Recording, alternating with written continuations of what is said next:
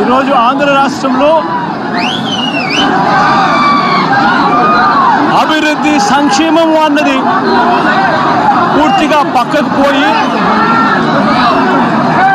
Red book రాజ్యాంగం అమలవుతా ఉన్న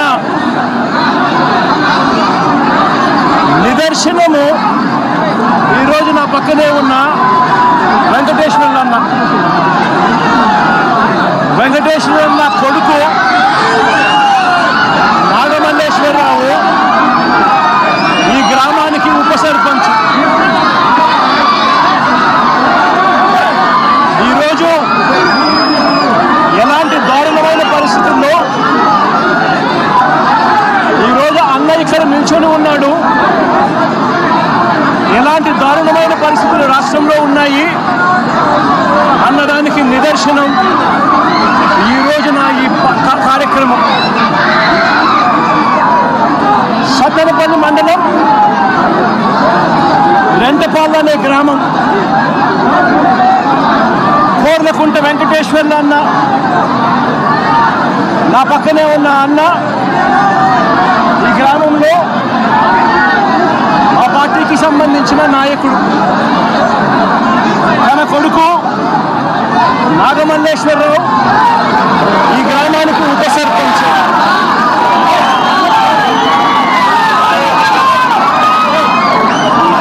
polling మొట్టమొదటి రోజు నుంచి రెడ్ బుక్ రాజ్యాంగం అమలులో తెలుగుదేశం పార్టీ ఏ రకంగా ప్రవర్తించింది అనే దానికి నిదర్శనం ఈరోజు ఈ గ్రామంలో కనిపిస్తుంది. ఈరోజు ఇదే గ్రామంలో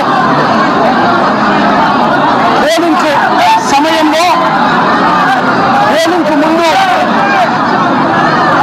వారికి అనుకూలమైన అధికారులందరినీ కూడా పోస్టులు ఇచ్చుకున్నారు. ఇక్కడ ఉన్న పోలింగ్ సమయంలో ఇక్కడ ఉన్న ఐజీ, ఎస్పీలు, సిఐలు అందరూ కూడా తెలుగుదేశం పార్టీని, కూటమిని గెలిపించడం కోసం ఎలాంటి అన్యాయాలు చేస్తున్నారు అన్న సంగతి ఈ ప్రాంతంలో ఉన్న ప్రతి ఒక్కరికి కూడా తెలుసు. ఆ వారం నుంచి పరిస్థితి గమనిస్తే 2024 జూన్ 4వ తారీఖున అంటే కౌంటింగ్ రోజునే అల్లర్లు చేస్తాడు అని చెప్పి తెలుగుదేశం పార్టీ, జనసేన నాయకులు తప్పుడు ఆరోపణలు చేసి వాళ్ళ తప్పుడు ఆరోపణల నేపథ్యంలో పోలీసులు నాగమల్లేశ్వరరావును స్టేషన్లో తీసుకొని పోయారు. కౌంటింగ్ రోజునే నాగమల్లేశ్వరరావును స్టేషన్లో ఉంచారు. ఫలితాలు టీడీపీకి అనుకూలంగా వచ్చిన మరుక్షణమే నాగమల్లేశ్వరరావు సెల్లో వేశారు. టీడీపీకి అనుకూలంగా ఫలితాలు రావడం మొదలెట్టాక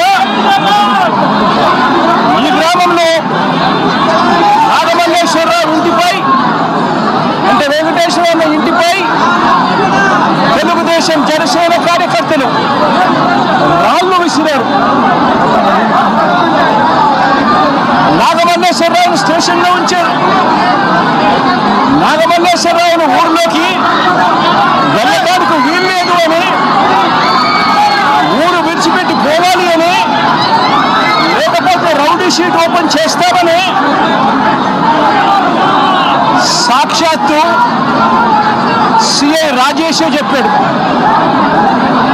రౌడీ షీట్ ఓపెన్ చేయడమే కాదు, కాల్చి చంపుతామని కూడా సాక్షాత్తు సిఐ రాజేష్ అనే వ్యక్తి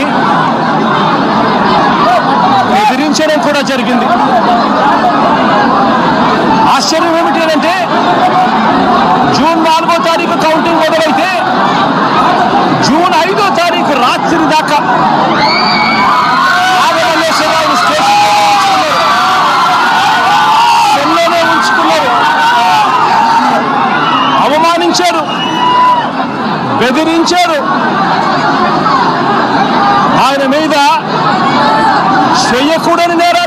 చేశారు. 5వ తారీఖు రాత్రి తనను విడిచిపెట్టారు. నాగమల్లేశ్వరరావు గుంటూరులో ఉన్న తన సోదరుడి ఇంటికి వెళ్ళాడు. ఈ సిఐ, ఈ పోలీసులు వీళ్ళు బెదిరించిన తీరు, వీళ్ళు అవమానించిన తీరు. నాగమల్లేశ్వరరావు గుంటూరులో ఉన్న తన సోదరుని ఇంటికి వెళ్ళాడు. వెళ్ళి అక్కడి నుంచి వాళ్ళ నాన్నకు ఫోన్ చేశాడు. వెంకటేశ్వరమ్మకు ఫోన్ చేసి పోలీసులు ఏ రకంగా అవమానించారు, పోలీసులు ఏ రకంగా బెదిరించారు, పోలీసులు ఏ రకంగా కొట్టారు, ఇటువంటి విషయాలన్నీ కూడా వాళ్ళ నాన్నకు చివరిసారిగా ఫోన్లో చెప్పి ఆత్మహత్య చేసుకునే కార్యక్రమానికి తాను